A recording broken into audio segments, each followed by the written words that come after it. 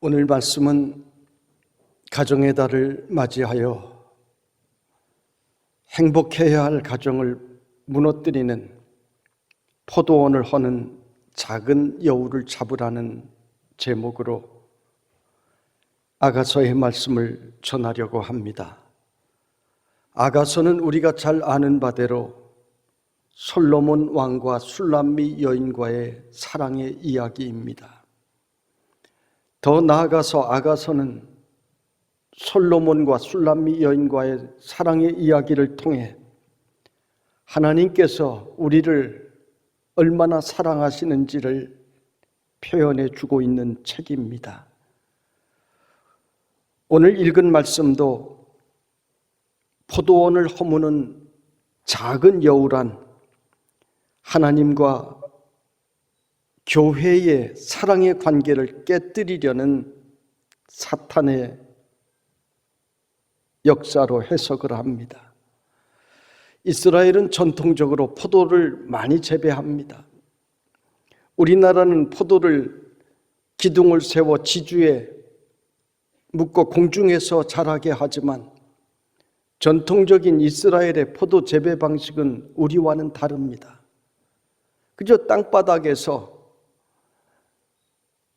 돌 몇 개 놓고 그 돌 위에 가지를 올려놓으면 포도가 그렇게 자연적으로 자라게 됩니다. 이 이스라엘의 포도는 아주 당도가 높습니다. 우리나라처럼 울타리를 치고 그렇게 하는 것이 아닙니다. 그러니 포도꽃이 필 때 야생성인 여우가 밤에 들어와 땅을 파고 마구 헤집고 돌아다니면 포도나무가 망가지게 됩니다. 여기서 포도원은 가정과 교회를 상징합니다. 그러므로 포도원의 행복을 망치는 작은 여우를 잡아야 우리는 행복할 수가 있는 것입니다. 역사적으로 아가서가 왜 성경에 포함되었는가? 가장 많은 논쟁을 불러일으킨 책입니다. 어떻게 남녀 간의 성에 대해서 민망한 부분까지 거룩한 성경에 기록할 수 있느냐 하는 문제입니다. 이 말씀이 정말 성령의 감동으로 주신 것이 맞느냐 하는 질문입니다. 그런데 아가서를 정경으로 결정한 이유가 있습니다. 사랑이란 하나님께서 우리에게 주신 굉장한 선물이기 때문입니다. 그 사랑을 표현한 것이 바로 아가서입니다. 하나님께서는 인간에게 남녀 간의 사랑을 선물로 주셨습니다. 이 사랑을 아름답고 순결하게 지켜나갈 때 가정은 천국이 될 수가 있습니다. 성경에는 주님과 우리와의 관계를 혼인 관계로 표현한 곳이 아주 많습니다. 혼인을 하려면 서로 간에 순결해야 합니다. 혼인은 서로 간의 영원한 약속입니다. 우리 주님께서는 교회를 사랑하시고 성도들을 사랑하십니다. 이 사랑은 희생의 사랑이요, 이 사랑은 조건이 없는 사랑입니다. 그래서 주님은 우리를 위해 너무나 사랑하셔서 십자가에 기꺼이 몸을 달리셨습니다. 우리는 가정에서도 예수님의 이 사랑을 본받아야 하는 것입니다. 남녀 간의 사랑은 쾌락을 위한 것만이 아닙니다. 서로를 위하여 희생하고 어떤 조건을 요구하지 않고 나의 것을 그저 주는 예수님께서 말씀하신 그런 사랑이 바로 가정입니다. 우리 크리스천들은 가능한 결혼 예식이 믿음 안에서 격조 있게 진행되도록 기도하며 준비하셔야 합니다. 우리 교회에는 훌륭한 성악가들이 굉장히 많습니다. 이분들은 실수하는 법이 없습니다. 우리 교구 목사님들을 통하여 부탁하면 언제든지 훌륭한 결혼 축가를 중창으로든 준비할 수 있습니다. 물론 봉투도 준비해야지요. 여러분, 기독교에서 결혼은 예식입니다. 세례 예식, 성찬 예식, 장례 예식, 그리고 결혼 예식입니다. 그만큼 중요합니다. 하나님 앞에서 드려지는 거룩한 예식이 바로 결혼 예식입니다. 그만큼 결혼이 우리 인생에 중요하다는 성경의 가르침이에요. 그러므로 우리 크리스천은 결혼을 할 때에도 하나님께서 명하신 결혼의 의미를 깨닫고 정결한 예식이 되도록 힘써야 하는 것입니다. 이 결혼식 이후 두 사람은 한 몸이며 부모를 떠나 둘이 함께 살아야 함을 성경은 우리에게 말씀해 주십니다. 남녀 두 사람이 사랑하여 뜻이 맞으면 결혼하고 살다가 뜻이 달라지면 헤어지고 하는 것은 성경이 말씀하는 결혼이 아닙니다. 러시아의 어머니들은 결혼하는 아들들에게 이런 말을 했다고 합니다. 러시아 그러면 우리는 흔히 공산주의를 생각하는데 과거의 러시아는 기독교 국가였습니다. 러시아의 어머니들은 다 크리스찬이었습니다. 아들아, 내가 전쟁에 나가려거든 한 번 기도하고 바다에 항해하러 나가려거든 2번 기도하고 결혼하려거든 3번 기도해야 된다. 이 말은 총알이 빗발치는 전쟁터보다 결혼이 더 위험하고 풍랑이 이는 무서운 바다를 항해하는 것보다 결혼 생활이 더 어렵다는 이야기입니다. 사람들은 사랑을 하다가 결혼을 합니다. 그런데 살다 보면 성격도 다르고 가치관도 다르고 취미도 다르고 모든 방식들이 서로 다릅니다. 원래 다른 것이 당연합니다. 또 연애할 때처럼 그렇게 여유롭고 넉넉한 것도 아닙니다. 그러다 보니 갈등이 살면서 일어납니다. 부부가 살아가는 5단계가 있답니다.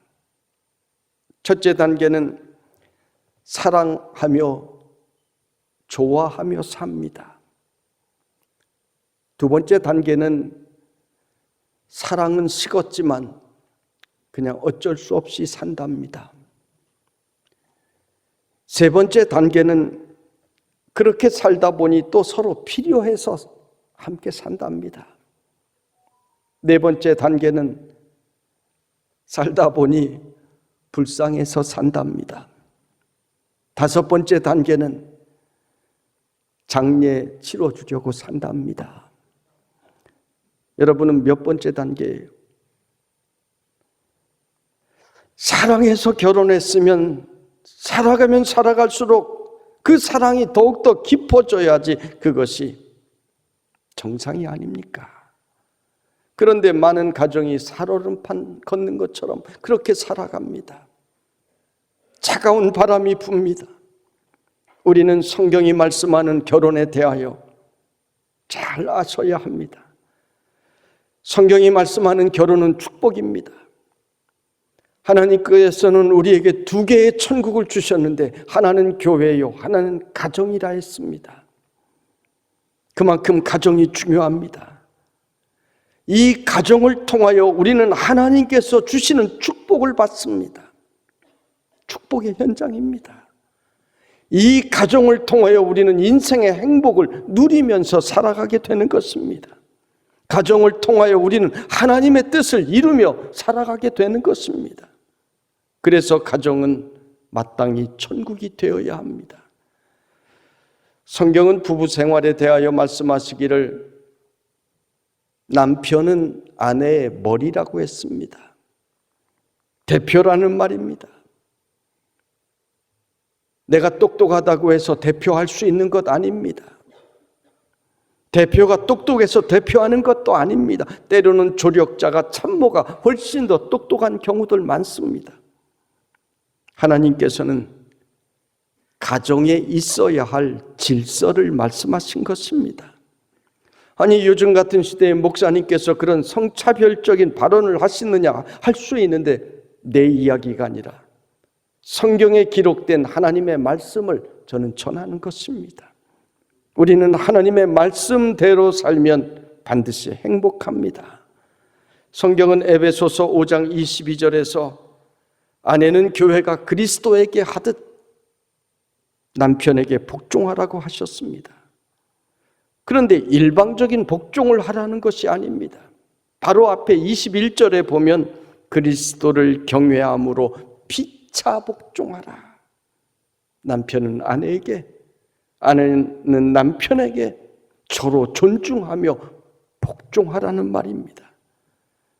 또 성경은 부부간의 관계에 대하여 남편은 아내 사랑하기를 그리스도께서 교회를 사랑하심 같이 사랑하라고 명하셨습니다.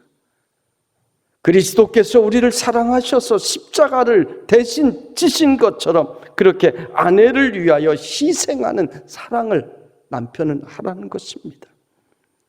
사실은 남편의 사랑이 훨씬 더 크고 무겁습니다. 주장이기 때문입니다. 하나님께서는 남자와 여자를 다르게 만드셨는데 이 다름을 인정하지 않으려는 사람들이 있습니다. 옛날 시골교회에서 있었던 일입니다. 어느 날 아내가 어디서 들었는지 남편에게 말하기를, 지금은 남녀 평등 시대이니 앞으로 우리는 평등하게 삽시다. 밥도 반씩하고 청소도 빨래도 반씩, 절반씩 합시다. 남편 집사님이 아무 말도 하지 않았습니다. 다음 날 부부가 산에 나무하러 갔는데 아내의 지게에 산더미처럼 많은 나무를 쌓아 묶어 놓았습니다. 아내가 그것을 보고 놀라서, 아니 내가 이것을 어떻게 지고 가라고 이렇게 나무를 많이 쌓아 놓았느냐고 하니까 남편이 하는 말이, 남녀 평등이라며. 여러분, 남자와 여자는 달라요. 하나님께서 다르게 만드셨습니다. 그 다름을 인정하고 서로를 위하여 희생하고 서로를 존중해 주는 것이 바로 성경이 말씀하는 결혼인 것입니다. 그래서 성경은 서로의 부족한 것을 돕기 위하여 배필을 주셨다고 말씀하고 있습니다. 남편은 아내를 돕기 위하여 살고 아내는 남편을 돕기 위하여 살면 이 가정은 반드시 행복합니다. 행복한 결혼을 깨뜨리는 것이 작은 여우입니다. 여우는 겉보기에는 사나워 보이지도 않습니다. 그렇게 해를 끼칠 것 같지 않습니다. 그래서 방심합니다. 그런데 보이지 않게 조금씩 행복을 갉아먹는 것입니다. 유명한 어느 마라토너에게 기자가 질문을 했습니다. 이번 마라톤 경주에서 제일 힘들었던 것이 무엇입니까? 날씨였습니까? 마라톤 코스였습니까? 그러자 이 마라톤 선수는 아니요, 운동화 속으로 들어간 작은 모래알이 굴러다니며 나를 경주 내내 괴롭게 했습니다.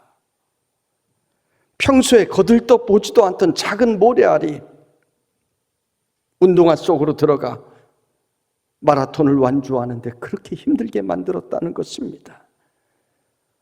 우리의 행복한 결혼 생활을 어렵게 만드는 것이 바로 그런 것들입니다.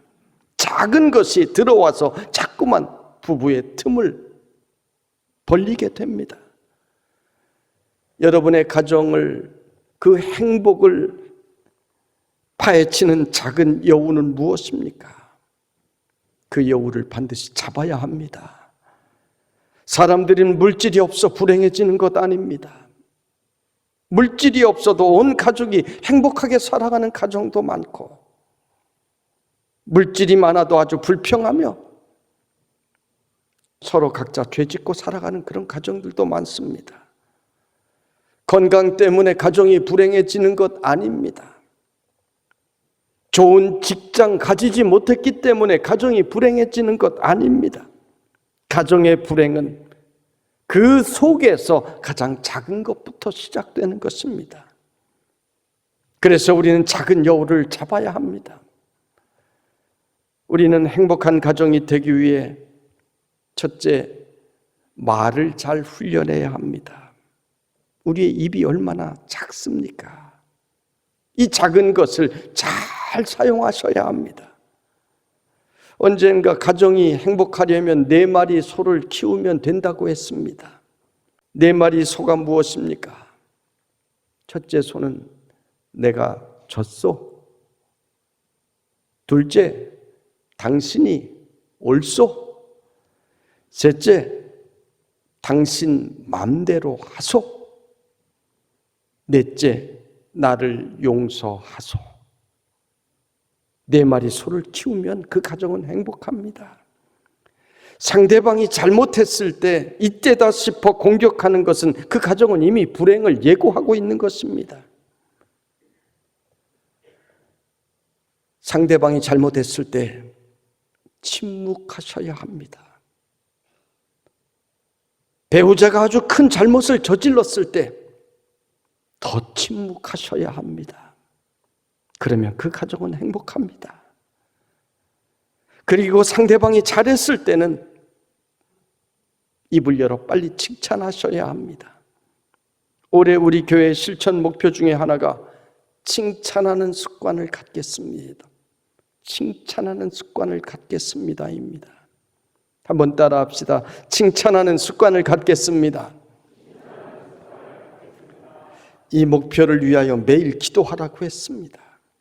내 힘으로 안 되니, 내 뜻대로 이 세상 일이 안 되니, 그래서 기도하라는 것입니다. 기도하면 하나님께서 도와주십니다.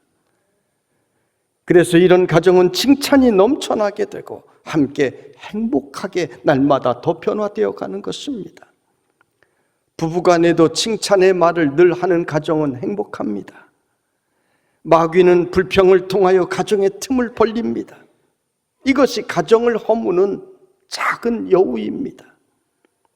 어떤 가정을 보면 자녀들을 자기 편으로 삼으려고 배우자의 단점을 자꾸 이야기를 합니다.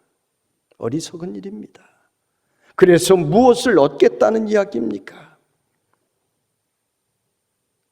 자식이 삐뚤어지게 자라게 만드는 것입니다.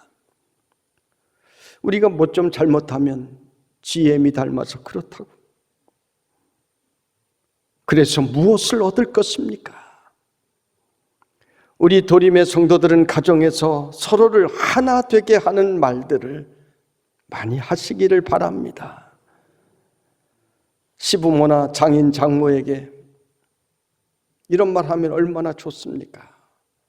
이렇게 좋은 남편 낳아주셔서, 이렇게 좋은 아내를 낳아주셔서 정말 감사합니다. 이런 말을 하면 얼마나 화목해지겠습니까? 사소한 말이 우리 행복을 허무는 작은 여우임을 잊지 말고, 여러분 가정 행복을 해치는 이 여우를, 언어의 여우를 꼭 잡으시기를 주님의 이름으로 부탁을 드립니다. 둘째, 서로를 향한 긍정의 마음이 되어야 합니다. 부정적인 말을 하기를 좋아하는 사람은 예쁜 장미꽃을 보면서도 가시가 있다고 이야기를 합니다. 단점을 말하는 사람은 주변에 비슷한 사람들이 늘 모입니다. 좋은 사람들은 그 옆에 있기를 싫어합니다. 그래서 그 주변이 어둡고 내 인생이 불행해지고 마는 것입니다. 이것은 인생이 행복해지는 가장 단순한 원리인데도 우리 인간은 죄된 존재이기 때문에 남을 깎아내리기 원하고 남의 문제를 말하기를 좋아합니다. 우리는 평소에 긍정의 시각으로 긍정의 말을 하는 훈련을 하면 그 가정은 행복합니다. 가정에서 긍정의 말을 서로에게 하기 시작하면 함께 긍정적인 존재가 됩니다. 사람은 허물을 보기 시작하면 허물을 보는 눈이 밝아집니다. 그래서 한쪽 눈을 질끈 감고 사는 것이 행복한 결혼 생활의 비결입니다. 옛날에 부교역자로 있던 교회에 어떤 분은 아침 일부 예배에 참석해서 그 주보를 들고 옷자를 찾아내는데 아주 달란트가 있습니다. 주일날 예배 시간에 은혜는 안 받고 주보에 헌금 명단까지 다 살펴서 점 하나 틀린 것까지 찾아와서 사무실에서 주보 이렇게밖에 못 만드냐고 소리치고 갑니다. 그래서 그분이 오면은요, 사람들이 사무실에 있다가 다 도망갑니다. 이분이 멀리서 오면 또 불편한 일이 있을까? 다 가다가 다른 길로 발걸음을 돌이켜 도망갑니다. 이분이 긍정과 감사를 발견하는 눈을 키웠다면 그 굉장한 눈으로 어마어마한 것을 보았을 텐데, 굉장한 축복의 사람이 되었을 텐데, 이 사람은 틀린 것을 발견하는 눈이 너무 발달한 것입니다. 여러분, 가정에서도 여러분은 긍정의 눈을 날마다 키우시기를 바랍니다. 그러면 가정이 함께 행복해지는 것입니다. 예수 믿는 사람들이 왜 행복합니까? 왜 은혜라고 이야기를 합니까? 나는 죄인인데, 나는 부족한데 우리 주님의 사랑으로 용서받고 구원까지 받았으니 이것이 주님의 은혜요, 내가 은혜 받은 사람이요, 행복한 것입니다. 그러니까 교회에 오면 우리는 행복한 것입니다. 여러분, 부부 관계는 은혜의 관계여야 합니다. 나는 부족한데, 내가 더 잘해야 되는데, 그러나 내가 가정에서 행복하니 감사한 것입니다. 더 나아가서 우리가 가정에서 믿음의 말을 하면 그 가정에 축복이 임합니다. 믿음의 사람은 말도 능력이 있습니다. 병고침도 입으로 시인할 때 일어나는 것입니다. 그래서 예수님께서는 병자를 고쳐주실 때 내 믿음이 너를 구원하였다, 이렇게 말씀하셨습니다. 마귀도 입으로 고백할 때 쫓겨나가는 것입니다. 우리 가정의 축복을 빼앗아가는 마귀의 역사들아, 나사렛 예수 그리스도의 이름으로 명한다, 물러갈지어다, 이렇게 여러분의 입으로 선포하셔야 되는 것입니다. 여러분이 믿음의 고백을 할 때 여러분의 가정을 불행하게 만드는 마귀의 역사들이 물러가게 되는 줄로 믿습니다. 가정에 대해서 할 이야기가 너무 많습니다. 그래서 5월 가정의 달에 다음 주일에 또 하려고 합니다. 지금 현대인의 가정들이 병들어가고 있습니다. 겉으로는 멀쩡한데 병든 가정들 너무 많습니다. 아무리 높은 자리에 올랐어도, 아무리 고생하며 많은 물질을 모았어도, 아무리 밤새워 공부하며 석학이 되었어도, 가정생활 실패하면 인생의 행복에 너무 많은 것을 잃은 것입니다. 성도 여러분, 여러분의 가정의 행복을 허무는 작은 여우가 무엇입니까? 그 여우를 반드시 잡으십시오. 그리고 날마다 주 안에서 더욱더 행복해지는 우리 도림의 가정들이 되시기를 주님의 이름으로 축원합니다.